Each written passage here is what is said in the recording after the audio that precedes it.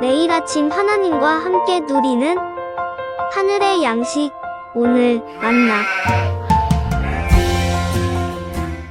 바벨론 왕 느부갓네살에게 사로잡혀 바벨론으로 갔던 자들의 자손들 중에서 노임을 받고 예루살렘과 유다 도로 돌아와 각기 각자의 성읍으로 돌아간 자, 곧 스룹바벨과 예수아와 느헤미야와 스라야와 르엘라야와 모르드게와 빌산과 미스발과 비그웨와 르훔과 바아나 등과 함께 나온 이스라엘 백성의 명수가 이러하니, 바로스 자손이 2172명이요 스바디아 자손이 372명이요 아라 자손이 775명이요 바한모압 자손 곧 예수아와 요압 자손이 2812명이요 엘람 자손이 1254명이요 삿두 자손이 945명이요 삭게 자손이 760명이요 바니 자손이 642명이요 브베 자손이 623명이요 아스갓 자손이 1222명이요 아도니감 자손이 666명이요 비그베 자손이 2056명이요 아딘 자손이 454명이요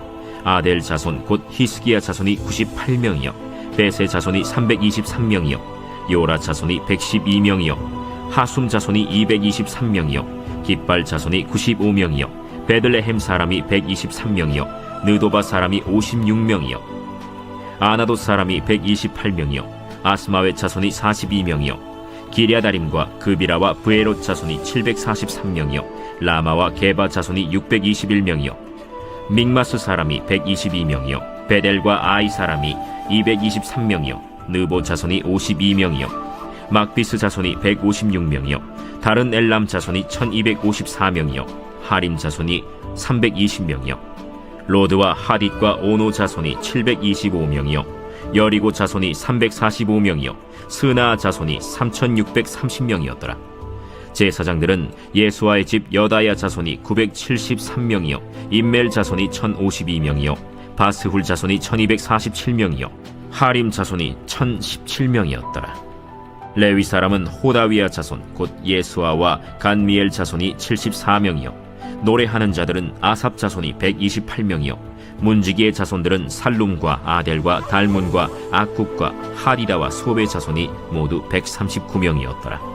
느디님 사람들은 시하 자손과 하수바 자손과 답바옷 자손과 게로스 자손과 시야하 자손과 바돈 자손과 르바나 자손과 하가바 자손과 악굽 자손과 하갑 자손과 사물레 자손과 하난 자손과 깃델 자손과 가할 자손과 르아야 자손과 르신 자손과 느고다 자손과 갓삼 자손과 우사 자손과 바세야 자손과 베세 자손과 아스나 자손과 무우님 자손과 느부신 자손과 박북 자손과 하그바 자손과 할훌 자손과 바슬룻 자손과 무히다 자손과 하르사 자손과 바르고스 자손과 시스라 자손과 데마 자손과 느시아 자손과 하디바 자손이었더라.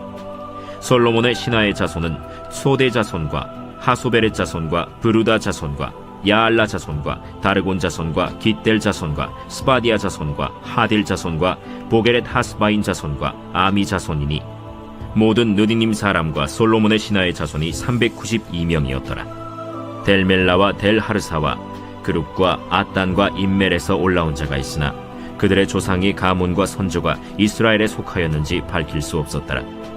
그들은 들라야 자손과 도비야 자손과 느고다 자손이라 모두 652명이요 제사장 중에는 하바야 자손과 학고스 자손과 바르실레 자손이니 바르실레는 길르앗 사람 바르실레의 딸 중에 한 사람을 아내로 삼고 바르실레의 이름을 따른 자라. 이 사람들은 계보 중에서 자기 이름을 찾아도 얻지 못하므로 그들을 부정하게 여겨 제사장의 직분을 행하지 못하게 하고 방백이 그들에게 명령하여 우림과 둠밈을 가진 제사장이 일어나기 전에는 지성물을 먹지 말라 하였느니라.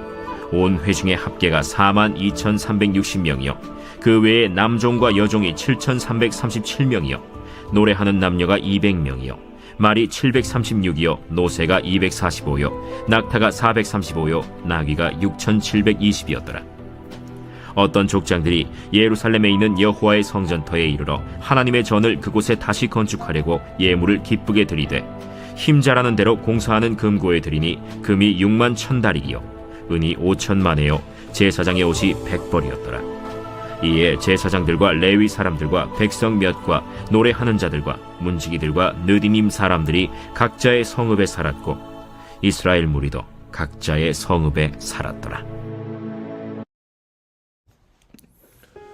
오늘 본문은 바벨론 포로에서 돌아온 이들의 명단이 서술됩니다. 이들은 바벨론에서 태어나고 성장한 이들로 그곳 문화와 관습에 익숙했습니다. 하지만 예루살렘으로 돌아가기 위해 삶의 터전을 떠났습니다. 삶의 터전을 떠났다는 것은 그들의 모든 것을 버리고 따랐다는 것을 의미합니다. 그들은 무엇 때문에 모든 것을 버릴 수 있었을까요? 바벨론의 삶에 익숙했고 그곳에서 누리고 있는 것들은 앞으로 그들이 감내해야 하는 일들과 비교했을 때에는 가치 판단에 있어서 어리석은 결정이기도 합니다. 그런데 그들은 하나님께서 회복하시는 땅으로 돌아갑니다. 그들이 그렇게 하나님을 따라갈 수 있었던 이유에 대해 생각해보고 함께 은혜를 나누기를 소망합니다. 첫 번째는 하나님의 주권과 섭리의 결과입니다. 성도들의 삶은 우연한 것이 아니고 하나님의 주권과 섭리 아래에 있습니다. 에스라 저자는 고레스의 조서를 통하여 역사를 주관하시는 하나님의 주권과 귀환에 필요한 모든 것을 공급하시는 하나님의 섭리를 부각시키고 있습니다. 이렇게 부각시키는 이유는 단순합니다. 지금의 모든 일을 주관하시는 분은 하나님이시라는 것입니다. 그들이 모든 것을 버릴 수 있었던 것은 하나님의 주권적 사역의 결과입니다. 어떻게 보면 너무나도 폭력적인 말로 느껴질 수 있겠지만 하나님은 그 일을 행하고 계십니다. 왜냐하면 그들이 있어야 하는 곳은 바벨론의 삶에 익숙함이 아니라 하나님을 예배하고 하나님의 영광을 위한 삶을 살아가는 것이기 때문입니다. 물론 어디에서가 중요하지는 않을 수 있습니다. 하지만 그럼에도 하나님께 허락하시는 자리로 나아가는 것이 우선되어야 했기 때문에 그들은 모든 것을 버리고 나아갈 수 있었던 것입니다. 그러니 우리는 역사란 사건의 단순한 기술이 아니라 하나님의 주권과 섭리의 결과임을 인정하고 우리의 모든 삶이 하나님께 있음을 기억하면서 모든 것을 맡기며 나아갈 수 있는 우리가 되기를 소망합니다.